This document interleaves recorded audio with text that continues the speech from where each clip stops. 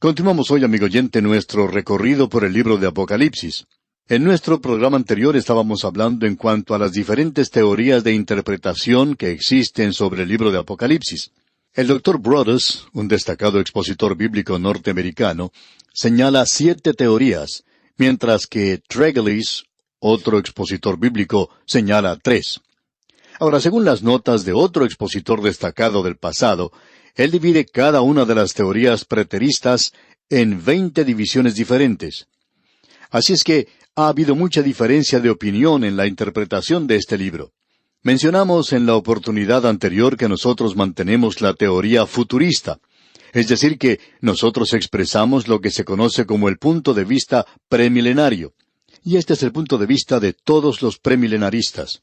La mayoría de los premilenaristas siguen cierta forma de interpretación que se conforma al libro de Apocalipsis. Es decir que veremos cuando consideremos el bosquejo de este libro que aquí tenemos la revelación de Cristo glorificado. Luego se nos presenta la Iglesia, y entonces toda la historia de la Iglesia se presenta. Después, al final del capítulo 3, usted no va a encontrar ya más a la Iglesia en este libro de Apocalipsis, sino que encontrará a la esposa del Cordero cuando llegue al final.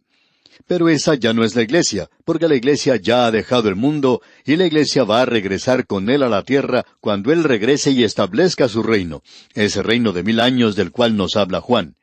Es un tiempo de prueba, y al final de este período, Satanás es liberado por un poco de tiempo, y luego se domina la rebelión final, y entonces uno entra en la eternidad. Eso pues, a grandes rasgos, es el punto de vista que se acepta generalmente. Ahora reconocemos que hay muchos en el presente que están tratando no solo de dejar de lado esto, sino que ellos dicen cosas duras en cuanto a esta interpretación.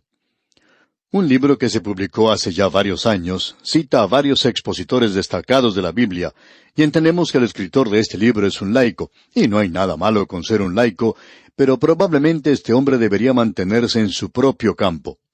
Pues bien, en cierta ocasión el autor de este libro llamó por teléfono al Dr. McGee, el autor de estos estudios bíblicos, y le hizo una pregunta. El Dr. McGee no se encontraba bien de salud en aquella ocasión y no quiso responder la pregunta de este hombre y no respondió. Sin embargo, este escritor indicó en su libro que el Dr. McGee no pudo contestar su pregunta, cuando lo cierto es que él no quiso dar respuesta a esa pregunta. No quería verse mezclado en un argumento con un hombre de quien se había convencido adoptaba una posición muy fanática. Ahora, si este escritor cita mal a otras personas de la misma forma en que citó mal al Dr. McGee, pues entonces no hay razón para tener confianza en su libro. Y el interrogante que ese libro presenta es que este punto de vista que tenemos en el presente es algo completamente nuevo. Y admitimos que se ha desarrollado, como la mayoría de las otras interpretaciones, en la segunda mitad del siglo XX. Ahora, por mucho tiempo existió y todavía quedan algunos residuos de lo que se conocía como el postmilenarismo. Ellos creen que el mundo mejorará, que la Iglesia convertirá al mundo y que Cristo vendrá y reinará. Bueno, este es un punto de vista que ya ha pasado de moda en el presente. Hoy uno encuentra muy pocas personas que mantienen este punto de vista. 2 guerras mundiales, una depresión mundial y la incertidumbre y la crisis por las cuales está pasando el mundo, eso no ayuda mucho al postmilenarismo. Tenemos luego los llamados amilenaristas, y ellos no creen que existe un milenio. Es decir, que aquí es a donde se han escapado la mayoría de los postmilenaristas. Todavía quedan algunos por allí, pero la mayoría de los postmilenaristas han llegado a ser ahora amilenaristas. Ahora, en el día de hoy, aunque corremos el riesgo de ser un poco monótonos, quisiéramos regresar un poco y considerar los puntos de vista de hombres del pasado, aquellos que estaban esperando que Cristo viniera. Ellos no estaban esperando la gran tribulación, ni siquiera estaban esperando el milenio. Ellos estaban esperando que Él viniera, y ese es el corazón mismo del punto de vista premilenario, según lo mantenemos en el presente. Podemos considerar lo que dijo, por ejemplo, Bernabé, quien fue compañero del apóstol Pablo. A él se le ha citado diciendo que el verdadero sábado es esos 1000 años cuando Cristo venga a reinar. Clemente I, quien era obispo de Roma, en el año 96 después de Cristo, dijo, «Debemos esperar cada hora el reino de Dios. Nosotros no sabemos el día».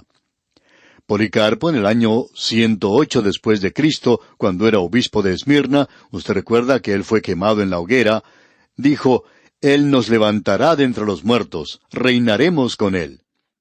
Ignacio, quien fue obispo de Antioquía, y según dice uno de los historiadores, fue el sucesor del apóstol Pedro, él dijo, considerad los tiempos y esperadle. Y Papios, en el año 116, siendo obispo de Hierápolis, de quien Ireneo dijo que había oído a Juan, él dijo, habrá 1000 años cuando el reino de Cristo será establecido personalmente en la tierra. Y Justino Mártir, en el año 150 después de Cristo, dijo, yo y todos los demás que eran creyentes ortodoxos en todos los puntos, sabemos que habrá 1000 años en Jerusalén, como Isaías y Ezequiel han declarado. Luego Ireneo dijo, esto puede ser sólo cumplido en el regreso personal a la tierra de nuestro Señor. Ese era el reino del cual el Señor dijo que Él bebería de nuevo del vino en el reino. Tertuliano, por su parte, en el año 200 dijo, nosotros confesamos verdaderamente que el reino ha sido prometido en la tierra. Y también uno puede ver lo que dijo Martín Lutero. Él dijo, no pensemos que la vida de Cristo está muy lejos. Calvino, en su tercer libro del Instituto, dijo, la Escritura uniformemente nos ordena que esperemos con expectativa el advenimiento de Jesucristo. Luego, Canon Fasick dijo lo siguiente, los padres primitivos de la Iglesia, Clemente, Ignacio, Justino Mártir, Ireneo, todos esperaban el pronto regreso del Señor como el precursor necesario del reino milenario. No fue sino hasta cuando la iglesia profesante perdió su primer amor y se convirtió en una ramera descansando en el poder mundial, que ella dejó de ser la esposa que salía a encontrarse con el esposo y buscaba reinar sobre la tierra sin esperar su advenimiento. Y luego el Dr. Eliot escribió, todos los expositores primitivos, con la excepción de Orígenes y de unos pocos que rechazaron Apocalipsis, eran premilenarios. Gosler, por su parte, en su obra sobre la historia de la Iglesia, dijo, esto fue mencionado tan clara y prominentemente que nosotros no dudamos en considerarlo como la creencia general de aquella era. El doctor Adolfo Harnack escribió, los padres primitivos, Ireneo, Hipólito y Tertuliano, lo creían porque era parte de la tradición de la Iglesia primitiva. Lo mismo ocurrió a través de 4 siglos con estos teólogos latinos que escaparon la influencia de la especulación griega. Y amigo oyente, cuando alguien dice que esto fue algo que se originó hace 100 años por una bruja de Inglaterra, en realidad no sabe de lo que está hablando. Después de todo, debemos preguntarnos, ¿qué es lo que dice la Biblia? Eso es lo importante. Y como respuesta podemos decir esto, no estamos interesados en lo que dijo alguna bruja hace 100 años. ¿Qué es lo que dice Pablo? ¿Qué es lo que dice el Señor Jesucristo? ¿Qué es lo que dice la palabra de Dios? Eso es lo importante, amigo oyente. ¿No le parece interesante que esta era la creencia de aquellos hombres? Ahora aquí tenemos algo más y quisiéramos mencionarlo.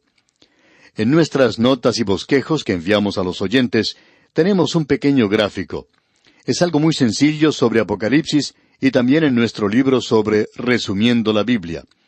Lo consideramos importante. Comienza con la cruz de Cristo y su ascensión. En el capítulo 1 podemos ver al Cristo glorificado aquí en Apocalipsis. En los capítulos 2 y 3 vemos a la iglesia. En los capítulos 4 y 5 la iglesia se encuentra en el cielo. Y luego tiene lugar aquí en la tierra ese período de la gran tribulación, del capítulo 6 al capítulo 18. En el capítulo 19, Él regresa a la tierra nuevamente y establece su reino, y usted tiene en el capítulo 20 los 1000 años del reinado de Cristo. Luego se prepara el gran trono blanco, y allí es donde son juzgados los perdidos, y comienza la eternidad. Ese es el libro de Apocalipsis.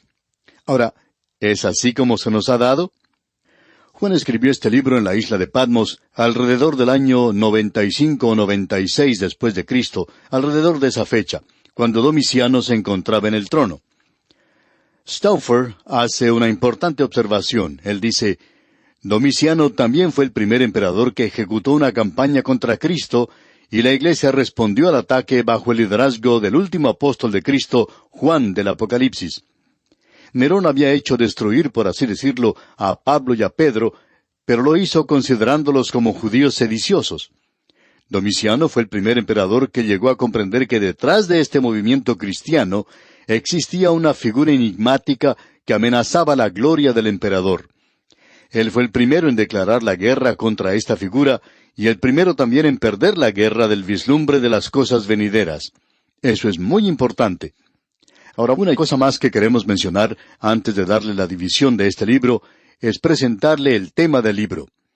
Queremos establecer esto porque es muy importante.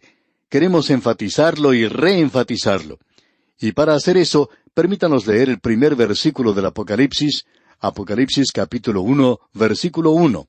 Dice, «La revelación de Jesucristo que Dios le dio para manifestar a sus siervos las cosas que deben suceder pronto, y la declaró enviándola por medio de su ángel a su siervo Juan».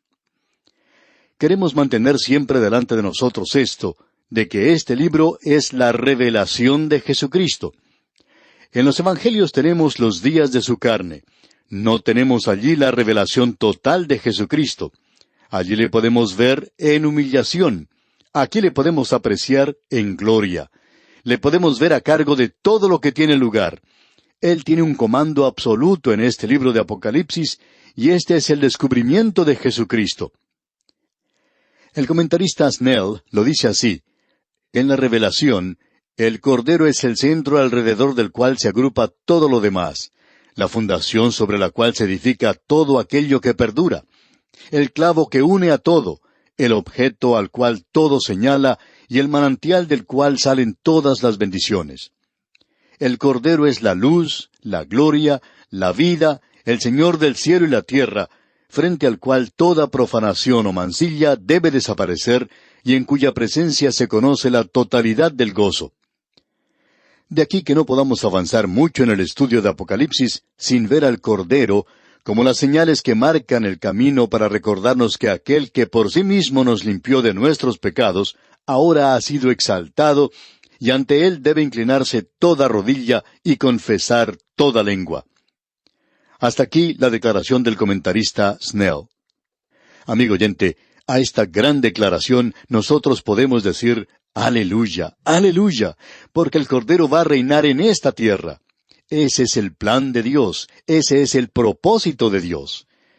Nosotros hemos dicho que el libro de Apocalipsis no es verdaderamente un libro difícil, que es un libro que es dividido a sí mismo de una manera muy fácil. Por cierto que lo hace. Si usted lee los versículos 18 y 19 de este primer capítulo, Juan lo dividirá para usted. Este es un libro en el cual uno no debe trabajar tratando de hacer alguna división. Juan lo hace todo por usted, y en el versículo 18 tenemos al Señor Jesucristo hablando como el Cristo glorificado, y dice, «Y el que vivo y estuve muerto, mas he aquí que vivo por los siglos de los siglos. Amén. Y tengo las llaves de la muerte y del Hades». 4 grandes declaraciones en cuanto a él. Él dice, «el que vivo». En otro lugar, «estuve muerto». Y luego él dice, «he aquí que vivo por los siglos de los siglos». Y luego él dice, «y tengo las llaves de la muerte y del Hades», es decir, de la tumba. Luego a Juan se le dice que escriba, y éste va a hacer su bosquejo. Él presenta esto en el versículo 19 de este capítulo 1 de Apocalipsis, donde dice, «escribe las cosas que has visto, y las que son, y las que han de ser después de estas». Amigo oyente, esto es realmente maravilloso, una división grandiosa la que se nos presenta aquí. En realidad no hay nada que se le pueda comparar. Primero él dice, «yo soy el que vive», y luego dice, «las cosas que has visto», es decir, al Hijo del Hombre en el cielo, Cristo en la gloria. Ese es el capítulo 1 de Apocalipsis. Él dice, «el que vivo y estuve muerto, mas he aquí que vivo por los siglos de los siglos». Él le dice a Juan que escriba las cosas que son. Usted va a poder apreciar, amigo oyente, que el Cristo viviente está muy ocupado hoy. ¿Sabía usted que Él es la cabeza de la iglesia en el presente? ¿Sabe usted la razón por la cual la iglesia se encuentra en tal desorden? La iglesia es como un cuerpo que ha sido decapitado. Ya no está en contacto con la cabeza de la iglesia. y tenemos el bosquejo que se nos presenta de las 7 iglesias en los capítulos 2 y 3 de este libro de Apocalipsis. Esas son las cosas del presente. Las cosas que son pasadas es esa visión del Cristo glorificado. Ahora, comenzando con el capítulo 4 hasta el capítulo 22, tenemos el futuro. Él dice que Juan debe escribir de las cosas que han de ser después de estas. Y esto es muy importante. Ahora, la expresión después de estas viene del griego metatauta. ¿Y a qué cosa se refiere? Bueno, a las cosas después de las cosas de la iglesia. Así es que, comenzando con el capítulo 4, uno trata con las cosas que van a tener lugar después que la iglesia salga de la tierra. Y el gran engaño de la hora presente es el buscar o tratar de sacar del libro de Apocalipsis, del capítulo 4, tratar de sacar estas cosas para el presente. Es por eso que tenemos todas esas interpretaciones extravagantes hoy. ¿Por qué no seguimos simplemente lo que Juan nos está diciendo? Él dice, aquí tienen mi bosquejo, síganlo.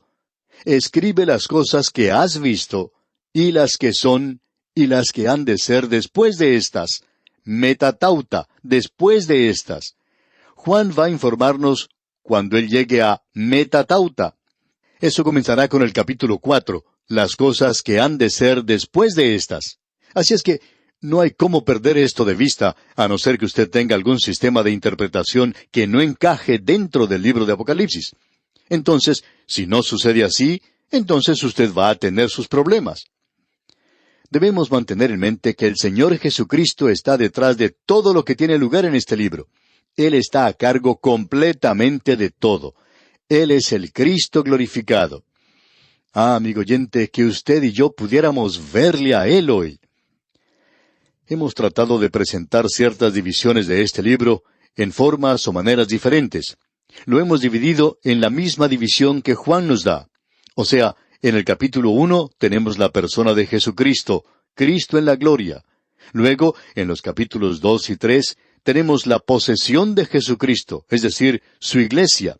Es suya, su iglesia, de que Él amó a la iglesia, Él se entregó por ella para que fuera suya. Y esto lo tenemos en los capítulos 2 y 3. La iglesia, su iglesia. Luego tenemos el programa de Jesucristo como es visto en el cielo, en los capítulos 4 al 22, donde está la consumación de todas las cosas sobre esta tierra.